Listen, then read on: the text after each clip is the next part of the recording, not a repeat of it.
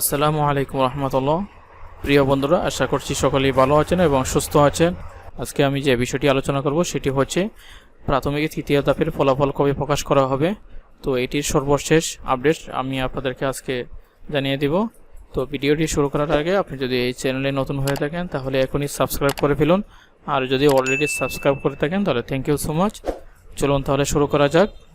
এই নিউজটি হচ্ছে 25 আগস্ট 2024। তো আপনারা দেখতে পাচ্ছেন 7 দিনের মধ্যে প্রাথমিকের তৃতীয় ধাপের ফলাফল প্রকাশের আশ্বাস।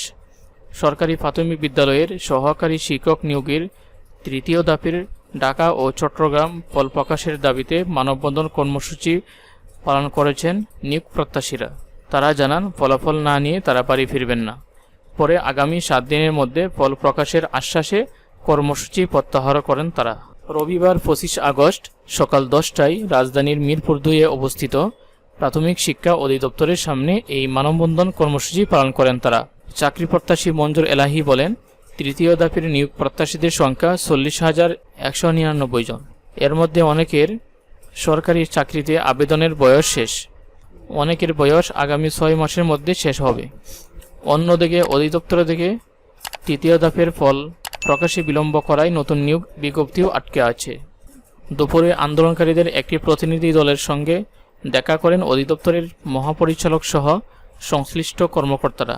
সেখানে তারা আগামী 7 দিনের মধ্যে ফল প্রকাশের আশ্বাস দেন।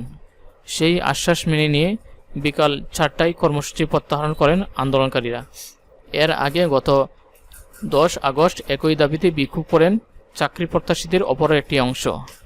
সেই সময়ও তাদের একই আশ্বাস দেওয়া হয়েছিল। তো প্রিয় বন্ধুরা, আপনাদের ফলাফল হয়তো কিছুদিনের মধ্যে প্রকাশ করা হতে পারে। সর্বশেষ আপডেট হওয়ার সঙ্গে সঙ্গে আমি আপনাদেরকে জানিয়ে দেব। তো এটাই ছিল আজকের মতো ভিডিও। আজকের মতো এখানেই শেষ করছি। আল্লাহ হাফেজ। আসসালামু আলাইকুম।